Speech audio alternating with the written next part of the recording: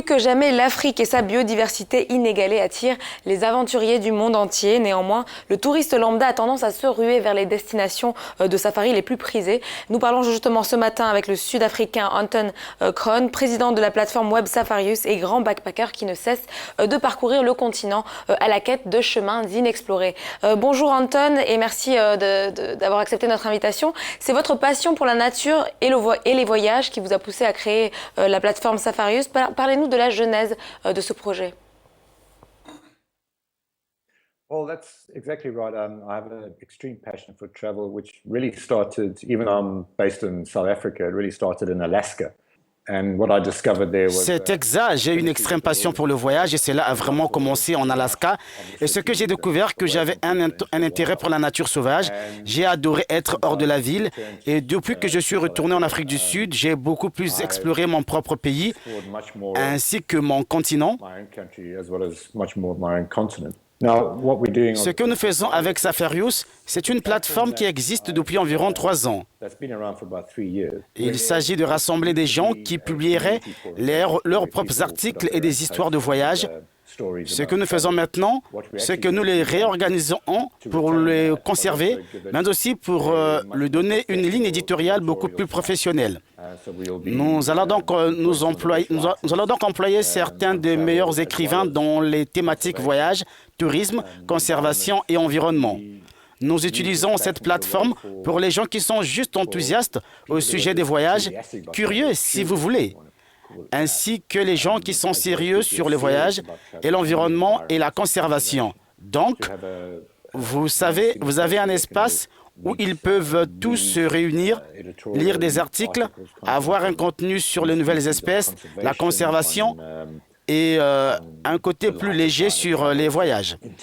Et le bonus dans tout cela, c'est la possibilité d'avoir des contacts avec tous les opérateurs, des gardes, des expéditeurs, de se joindre à eux lors des voyages et aussi de créer vos propres voyages.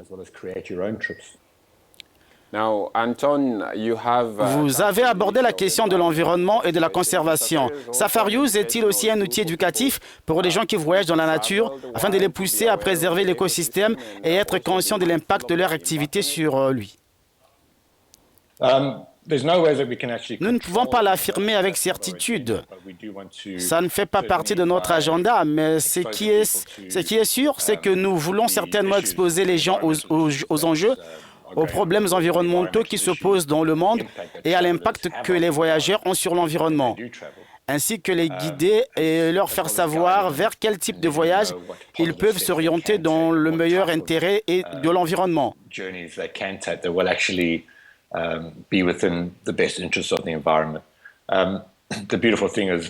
Ce qui est merveilleux, c'est qu'il y a de plus en plus d'orientation vers ce sens.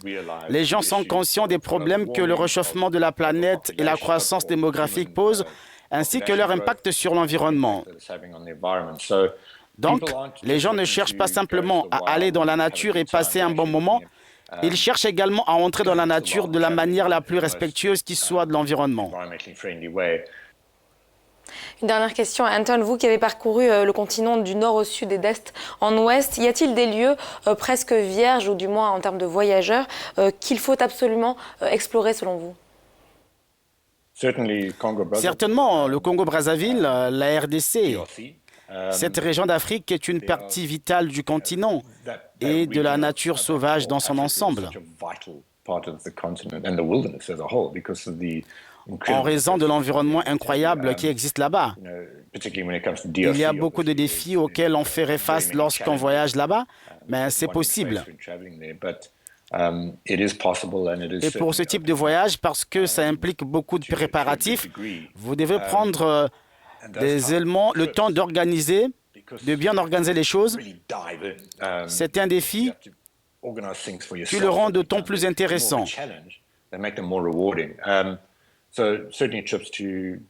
Donc, il y a la RDC, en Afrique centrale, il y a aussi le Tchad, il y a une région appelée le parc national d'Assoukama, qui est fantastique et qui a le plus bel environnement immaculé auquel très peu de gens sont exposés. very few people are exposed to because it's not on the mainstream. But I think really it's about looking Mais je pense vraiment qu'il s'agit d'aller hors des sentiers battus en essayant d'éviter les destinations les plus courues. Ce serait plus respectueux de l'environnement. Parce que si vous avez de nombreux véhicules qui piétinent un domaine particulier, il y aurait un impact sur la végétation. Tous les véhicules voyageant dans un domaine particulier, il va y avoir un énorme impact. Donc personnellement, je me force vraiment d'encourager les gens à être plus aventureux. That was Anton Krohn, the CEO of Safarias.